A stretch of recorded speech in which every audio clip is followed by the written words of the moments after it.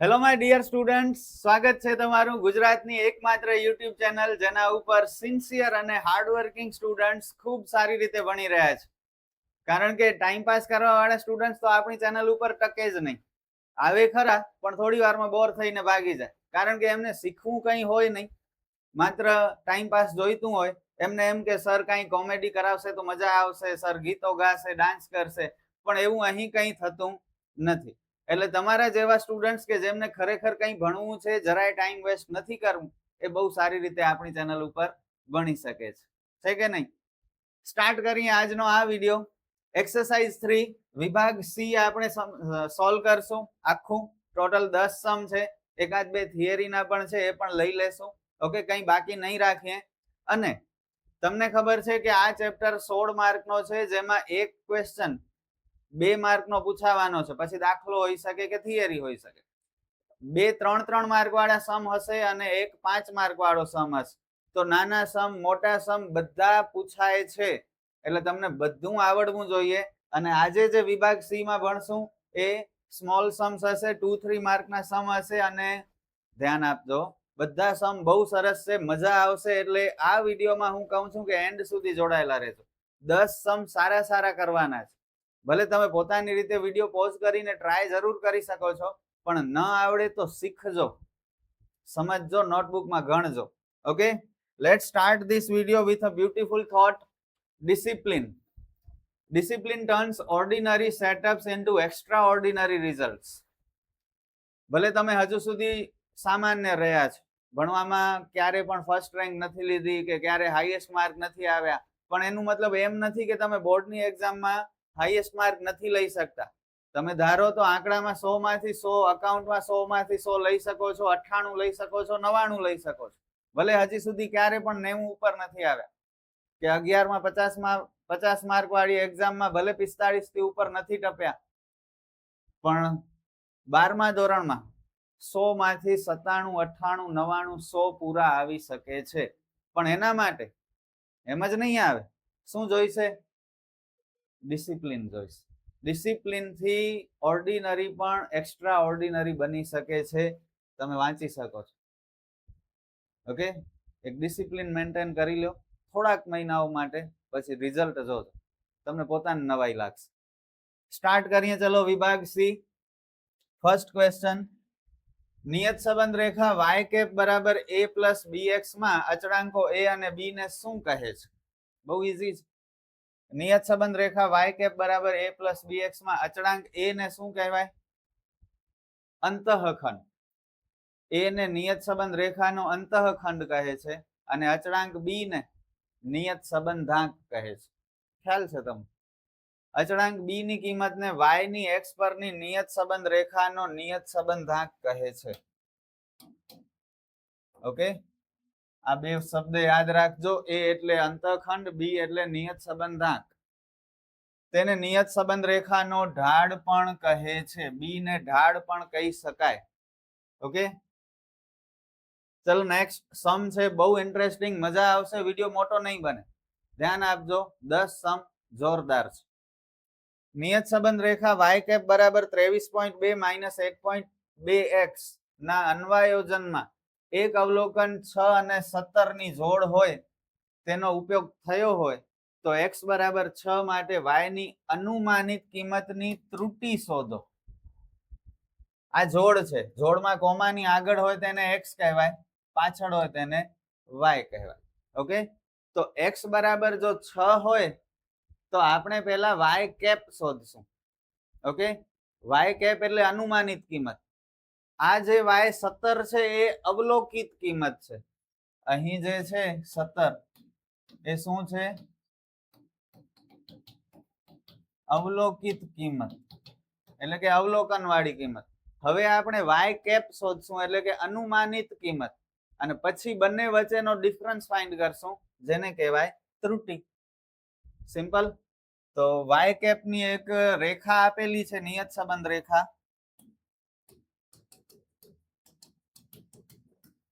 જેમાં x ની જગ્યાએ આપણે શું મૂકી દઈએ? 6. 12 6 72 એટલે 7.2. 23.2 માંથી 7.2 બાદ કરો એટલે વાય કેપ કેટલા મળ્યા? 16 મળ્યા. હવે આ વાય કેપ ની કિંમત છે એ અનુમાનિત કિંમત છે. ઓકે, અને અવલોકિત કિંમત છે 17, અનુમાનિત કિંમત છે 16. તો ત્રુટિ રહી ગઈ, પરફેક્ટ ન આવ્યો જવાબ, એટલે કે ખામી રહી ગઈ, એરર રહી ગઈ. ત્રુટિ એટલે એરર, જેને ઈ કહેવાય. તો એ ત્રુટિ શોધવાની છે. અહીં અવલોકિત કિંમત બરાબર 17 અને અનુમાનિત કિંમત બરાબર 16. તેથી ત્રુટિ એટલે કે ઈ બરાબર વાય માઇનસ વાય કેપ. આ છે વાય, આ છે વાય કેપ. 17 માઇનસ 16 બરાબર 1. કેવું ઇન્ટરેસ્ટિંગ, મજા આવે એવા સમ. ખરેખર નવું શીખવા મળશે. એકના એક પ્રકારના સમ કરી કરીને કંટાળ્યા હશો, તો હવે આ નવા સમમાં બહુ મજા આવશે. જો x બાર બરાબર 30, y બાર બરાબર 20, b બરાબર 0.6 હોય તો y ની x પરની નિયત સંબંધ રેખાનો અંતઃખંડ શોધો અને તે રેખાનું સમીકરણ લખો. અંતઃખંડ એટલે એ શોધવાનું છે, અને એ શોધવાનો ફોર્મ્યુલા શું છે? a બરાબર y બાર માઇનસ bx બાર. y બાર આપણી પાસે છે 20, b છે 0.6, x બાર પણ છે 30. 30 3 6 18 એટલે 0.6 ગુણ્યા 30 18 થાય. a બરાબર કેટલા મળ્યા? 2. a અને b બંને મળી ગયા. હવે નિયત સંબંધ રેખા ઈઝીલી શોધી શકી. રેખાનું સમીકરણ એટલે નિયત સંબંધ રેખા y કેપ બરાબર a પ્લસ bx. a છે 2, b 0.6x. બસ આ આપણો ફાઇનલ આન્સર. અહીં ઉપર લખવું હોય તો લખી લેવાનું, રેખાનું સમીકરણ. ઓકે, 2 માર્ક મળી ગયા. આટલા 2 મિનિટ નહીં લાગે. ચલો નેક્સ્ટ. જો byx બરાબર 5 હોય તો તેનું અર્થઘટન શું થાય? byx બરાબર 5 હોય તો તેનું અર્થઘટન શું થાય?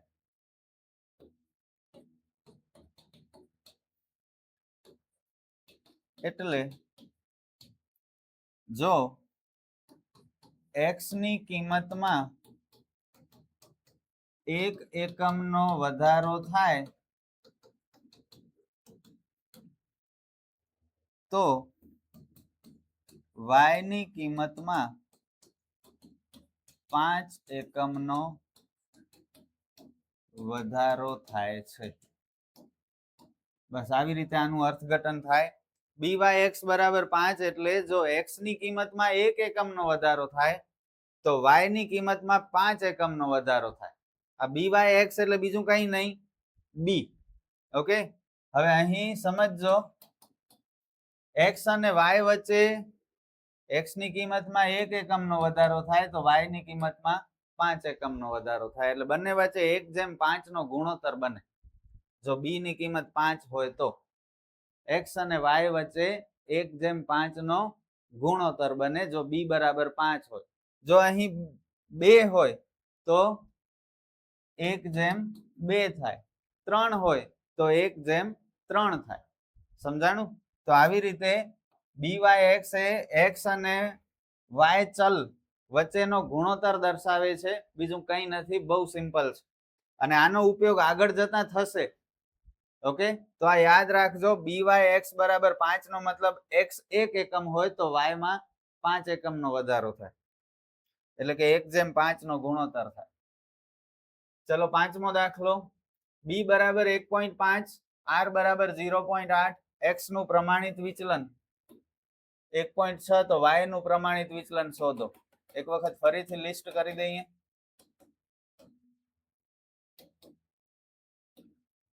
x નું પ્રમાણિત વિચલન એટલે sx અને y નું પ્રમાણિત વિચલન એટલે sy શોધવાનું છે. ચલો ફોર્મ્યુલા જોઈએ મને ફટાફટ. ઝડપથી.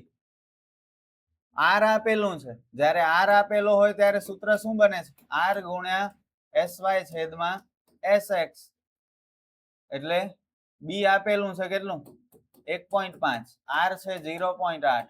SY શોધવાનું છે. SX છે 1.6. હવે કેલ્ક્યુલેટરનો ઉપયોગ કરીને તમે કરી શકો છો, બાકી આ બંને કટ થાય છે. કેવી રીતે સર ખબર ન પડી? વાંધો નહીં, જો પોઈન્ટ દૂર કરો.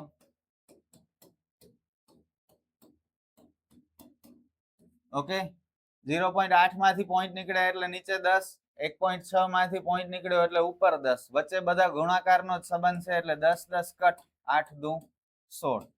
તો 1.5 બરાબર SY છેદમાં 2, અને 2 અને 1.5 નો ગુણાકાર કરો તો y નું પ્રમાણિત વિચલન કેટલું મળ્યું?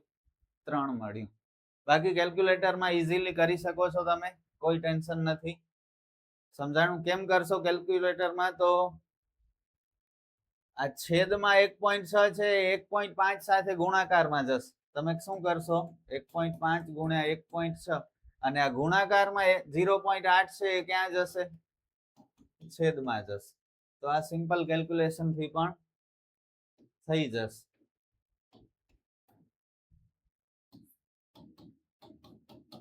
બંને રીતે સમજાવી દઉં. આ 10 10 કટ, 8 દુ 16, 2 50, 10 5 તેરી 15. ઓકે, તો આ બે મેથડ. સૂત્ર લખવાનું, આ કિંમત મૂકવાની. અહીંથી તમે નીચે આવી રીતે પણ કરી શકો છો, અથવા અહીંથી તમે આવી રીતે પણ જઈ શકો છો, તમને જેમ ફાવે એમ.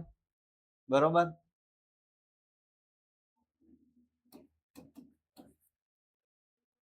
ચલો નેક્સ્ટ. જો y ની x પરની નિયત સંબંધ રેખા પરનો નિયત સંબંધાંક, નિયત સંબંધાંક એટલે b આપેલો છે. x અને y ના પ્રમાણિત વિચલન પણ આપેલા છે 5 અને 3, એટલે કે SX અને SY આપેલા છે. તો નિશ્ચાયકતાનો આંક શોધો. આ નિશ્ચાયકતાનો આંક નવી વસ્તુ છે. નિશ્ચાયકતાનો આંક એટલે r². ઓકે, અને r² નો સૂત્ર છે સ્મોલ r નો સ્ક્વેર. બસ આટલું જ છે, નવું કઈ નથી. નિશ્ચાયકતાનો આંક પૂછે એટલે કેપિટલ R નો સ્ક્વેર શોધવાનું, અને કેપિટલ R નો square is equal to small r નો સ્ક્વેર. હવે સ્મોલ r નો સ્ક્વેર શોધતા તમને આવડે છે? કેમ શોધશું? પહેલા લિસ્ટ કરીએ. જુઓ, નિયત સંબંધાંક 0.6 છે એટલે b બરાબર 0.6. x અને y ના પ્રમાણિત વિચલન આપેલા છે. SX બરાબર 5, SY બરાબર 3. ઓકે, અને r² આપણે શોધવાનું છે. ફોર્મ્યુલા કયો યુઝ કરશું? બોલો બોલો. સૂત્ર b બરાબર r ગુણ્યા SY છેદમાં SX. b છે 0.6, r શોધશું આપણે, SY છે 3 અને SX છે 5. આ 5 અને 0.6 નો ચોકડી ગુણાકાર. નીચે છે તે ઉપર જાય, ઉપર છે તે નીચે આવે, તમને ખ્યાલ છે. ઓકે, પોઈન્ટ દૂર કરો.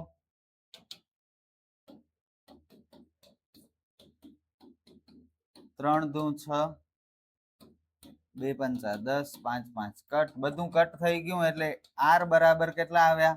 1. બસ હવે નિશ્ચાયકતાનો આંક શોધી લઈએ. Capital R² is equal to small r². Small r મળ્યો 1. સમ ઓવર. કેટલું સિમ્પલ.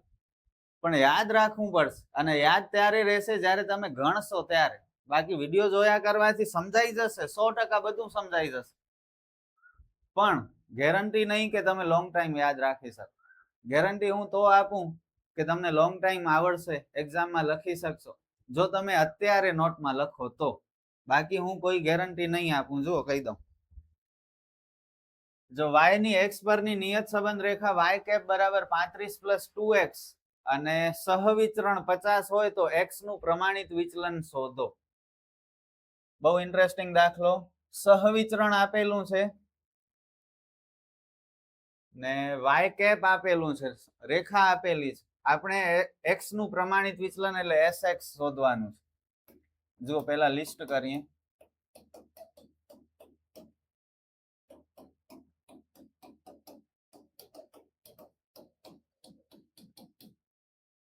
હવે Sx શોધવા સહવિતરણનો સૂત્ર શું?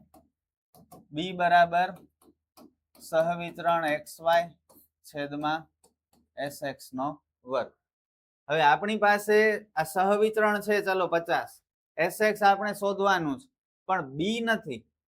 જ્યારે એક વસ્તુ ખૂટતી હોય અને બાકી બધી વસ્તુઓ હોય ને તો જ દાખલો થાય. હવે અહીં તો આપણી પાસે બે વસ્તુ ખૂટે છે તો આ દાખલો કેમ થશે? થોડું વિચારવું પડશે. જુઓ સૂત્ર પછી લખીએ. હવે આ જે y કેપ આપેલી છે ને એને તમે એનો જે સૂત્ર છે એની સાથે સરખાવો.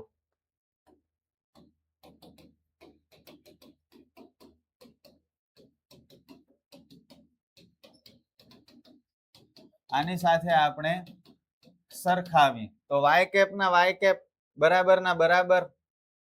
જ્યાં 35 છે ત્યાં શું હોવું જોઈએ? a. જ્યાં a છે ત્યાં શું છે? 35 છે એટલે a ની કિંમત મળી કેટલી? 35. ઓકે. x ના x જ્યાં b છે ત્યાં શું છે? 2 છે એટલે b બરાબર 2. તો આવી રીતે આપણે જે માહિતી આપેલી છે એને સૂત્ર સાથે સરખાવ્યું તો a અને b ની કિંમત મળી ગઈ.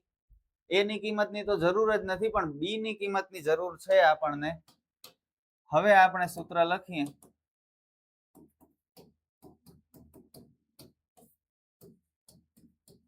b કેટલા? 2. સહવિચરણ કેટલું? 50. sx સ્ક્વેર શોધવાનું છે. sx સ્ક્વેર આવે અંશમાં અને 2 આવે છેદમાં.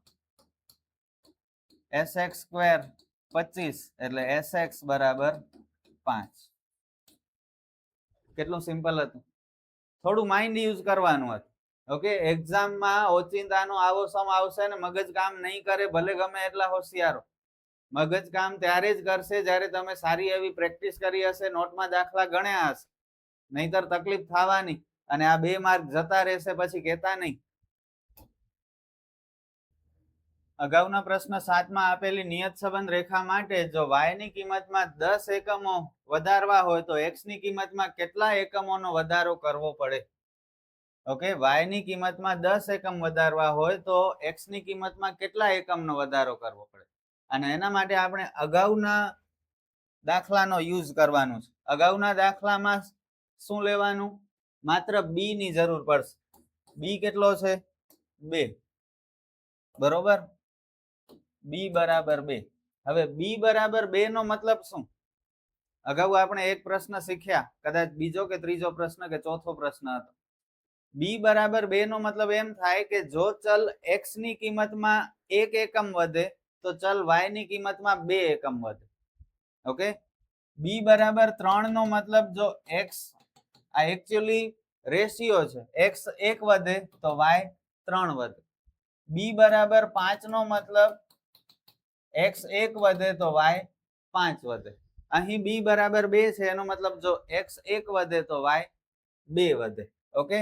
તો આ એકચ્યુઅલી રેશિયો છે 1:2 નો. હવે આપણને રકમમાં જુઓ y ની કિંમતમાં કેટલો વધારો થયો? 10 એકમ વધારવા છે તો x ની કિંમતમાં કેટલા વધારવા જોઈએ? તો આ ગુણોત્તરમાં કિંમત મૂકી દો. y ની કિંમતમાં 10 એકમ તો x માં કેટલા? કરો ચોકડી ગુણાકાર. 10 એકા 10 છેદમાં 2 એટલે શું આવે જવાબ? 5.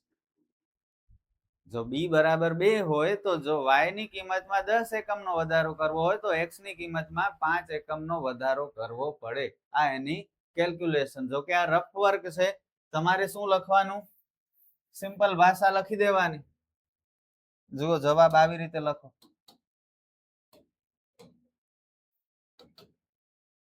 અહીં b બરાબર 2 છે તેથી જો y ની કિંમતમાં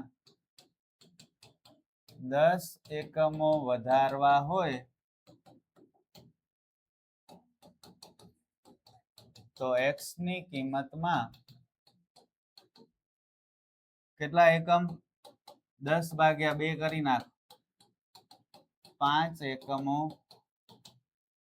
નો વધારો કરવો પડે. બસ આ સિમ્પલ આન્સર. ઓકે, નવમો દાખલો x બાર 10 આપેલું છે, y બાર આપેલું છે, x માઇનસ 10. ફરીથી લિસ્ટ કરીએ. જનરલી આ કૌંસ શું હોય? આવી રીતે હોય ને, x માઇનસ x બાર. જો 10 કોની કિંમત છે? x બાર ની. એટલે આ 10 ની જગ્યાએ શું મૂક્યા? x બાર મૂક્યા.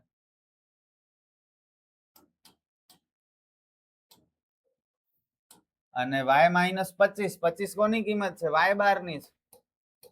એટલે 25 ની જગ્યાએ y બાર મૂકી દીધા. અહીં પણ 10 ની જગ્યાએ શું મૂકશું? x બાર મૂકશું. ત્યારે હવે તમને સમજાશે કે આ એક સૂત્ર માટેની માહિતી છે અને એ સૂત્ર હવે તમને યાદ આવી જશે. કયો સૂત્ર છે? બોલો તો. b બરાબર, જો પહેલા તો નિયત સંબંધ રેખા માટે a અને b ની કિંમત શોધવાની છે. b બરાબર સિગ્મા x માઇનસ x બાર ગુણ્યા y માઇનસ y બાર છેદમાં સિગ્મા x માઇનસ x બાર આખાનો વર્ગ. એટલે 120 ભાગ્યા 100, 0 0 કટ, 12 ભાગ્યા 10 એટલે 1.2. આ b મળ્યો. હવે આપણે શોધીએ a, અને a શોધવા માટે a નો સૂત્ર y બાર માઇનસ bx બાર, y બાર 25, b છે 1.2, x બાર છે 10, 1.2 ગુણ્યા 10 એટલે 12. તો a ની કિંમત મળી ગઈ 13. આ બહુ ઈઝી સમ, બહુ સિમ્પલ સમ, બધાથી થઈ જાય એવો સમ તમારાથી થયો કે નહીં? પોતાને પૂછો. અને લાસ્ટ સમ, નિયત સંબંધ રેખાના એક અભ્યાસમાંથી મળતી માહિતીમાં byx બરાબર 0.75, u બરાબર 6 ગુણ્યા x માઇનસ 20 અને v બરાબર 2 ગુણ્યા y માઇનસ 15 હોય તો bvu ની કિંમત કેટલી થાય? bvu સમજજો બરોબર. હવે આપણે જે યુવી વાળો મોટો સૂત્ર હતો ને, એમાં આપણે એક ખાનો બનાવતા હતા. u બરાબર શું લખતા હતા? x માઇનસ a છેદમાં cx. ઓકે, અને v માટે y માઇનસ b છેદમાં cy. ઓકે, આ ફોર્મ્યુલા આપણે યુવી વાળા દાખલા કરતા હતા ને ત્યારે યુઝ કરતા હતા. હવે આ જે કિંમત છે, આ u વાળી, આ કિંમતને તમે આની સાથે સરખાવો.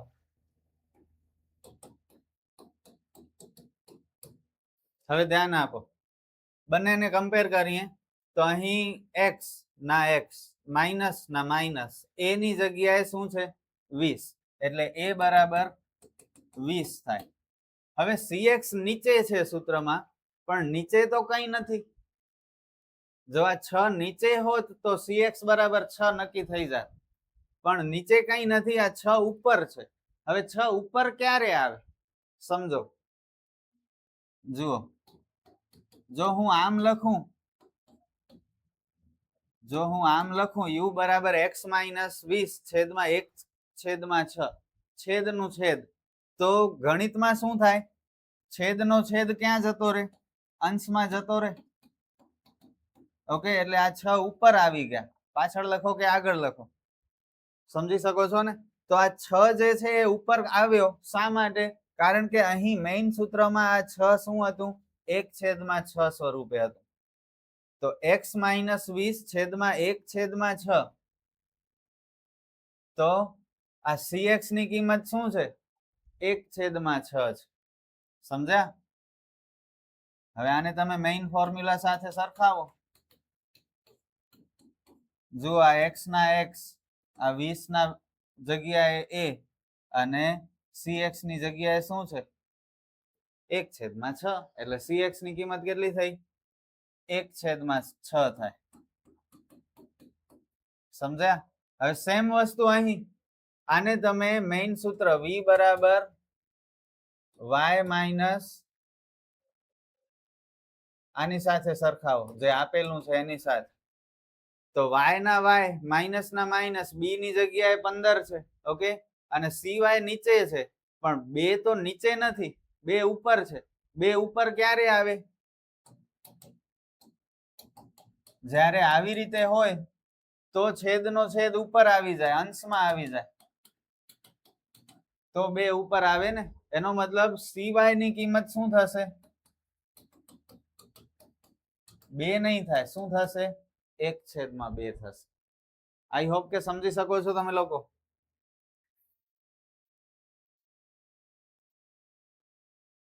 બસ, તો આ બધું આપણે નક્કી કર્યું. આ A અને B ની કોઈ જરૂર નહીં પડે. આપણે BVU ની કિંમત શોધવાની છે. BVU ની કિંમત શોધવા માટેનું સૂત્ર છે BVU બરાબર BYX ગુણ્યા CX છેદમાં CY. આ એક સૂત્ર યાદ રાખી લેજો. BYX ની કિંમત છે 0.75, CX છે 1/6, CY છે 1/2. ઓકે, આ ભાગાકાર ને ગુણાકારમાં આપણે લઈ આવીએ તો 2/1 થઈ જાય. ઓકે, આ કટ. બસ, તેથી BVU બરાબર 0.25. સમ ઓવર. જોરદાર દાખલો હતો, છેલ્લો દાખલો સ્પેશિયલી. બધા દાખલા ઇન્ટરેસ્ટિંગ હતા, પણ જે સ્ટુડન્ટ નોટમાં ગણશે, પ્રેક્ટિસ કરશે, એમનાથી જ એક્ઝામમાં થઈ શકશે, બાકી નહીં થાય. ઓકે, અને હું ઈચ્છું છું કે તમે લોકો આ બધું ગણશો, પ્રેક્ટિસ કરશો. અને અહીં આપણો વિભાગ C પૂરો થાય છે. નેક્સ્ટ વિડીયોમાં આપણે વિભાગ D ના સમ શીખશું. Good bye.